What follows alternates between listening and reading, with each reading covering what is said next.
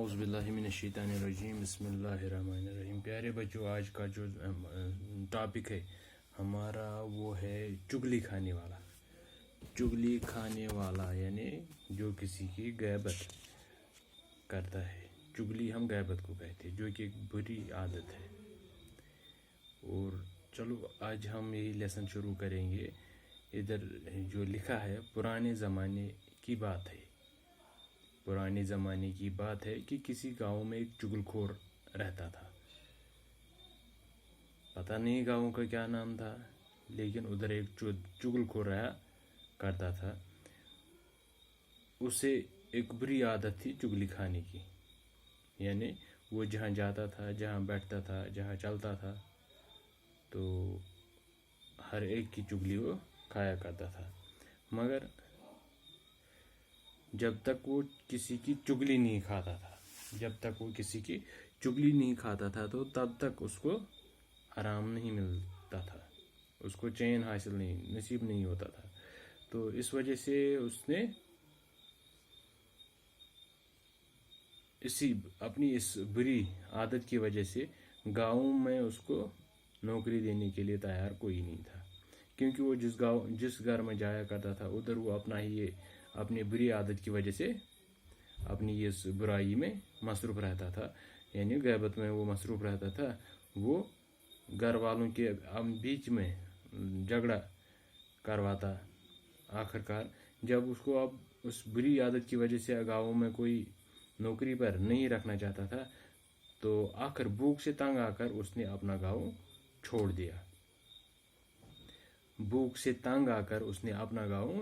دیا۔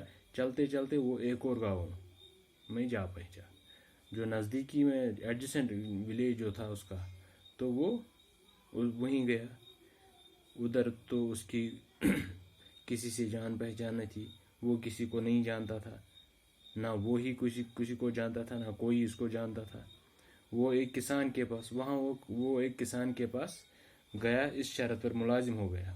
کسان نے اس کو کہا کہ چلو میں اس چگل خور کو کہا چلو میں آپ کو اپنی ادھر کام پر رکھوں گا، لیکن ایک شرط پر کہ تنخواہ میں نہیں دوں گا، بغیر تنخواہ کے آپ کو یہ کام کرنا پڑے گا، صرف روٹی اور کپڑا ملے گا کام کے بدلے۔ اس کے علاوہ ہر 6 ماہ بعد اسے کسان کی ایک چگلی کھانے کی اجازت ہوگی، یعنی ادھر بھی اس نے اپنا جو وہ کاروبار کرتا ہے، بری عیب جو اس کی تھی، تو 6 مہینے میں ایک بار اس کو کسان نے اجازت دے دی کہ آپ کو وہ چگلی کھانی ہے۔ تو چگل خور بڑی محنت سے اس گھر میں کام کرتا تھا۔ اس کو یاد آ گیا کہ مجھے اپنے گاؤں والوں نے دھکا دے کر اپنے گاؤں سے نکال دیا، چلو اس کسان کی مہربانی تو مجھے کام پہ رکھا، چلو شرط اگر اس نے کچھ الگ سی رکھی، کچھ مطلب سخت شرط اس نے رکھی، تو جا کے وہ وہاں آیا۔ وقت گزرتا گیا اور کسان یہ شرط بھول گیا۔ ادھر چگل خور بڑی بے چینی سے وقت گزرنے کا انتظار کر رہا تھا۔ آخر خدا کر کے 6 ماہ گزر گئے۔ اب آیا موقع کس کا؟ چگل خور کا۔ اب وہ شرط کے مطابق کسان کی چگلی کھا سکتا تھا۔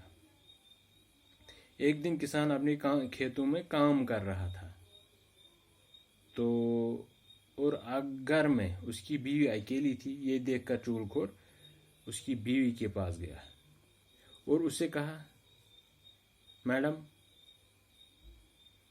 آپ کے جو شوہر ہے اس کو کوڑی کی بیماری ہو گئی، یعنی لیپرسی اس کو ہو گئی، تو چاہے آپ جاؤ کھانا اس کو لے کے جاؤ، ادھر ہی دیکھ لینا۔ اس نے سوچا ہاں ٹھیک ہے، میں چیک کر لوں گی کہ یہ سچ ہے یا جھوٹ۔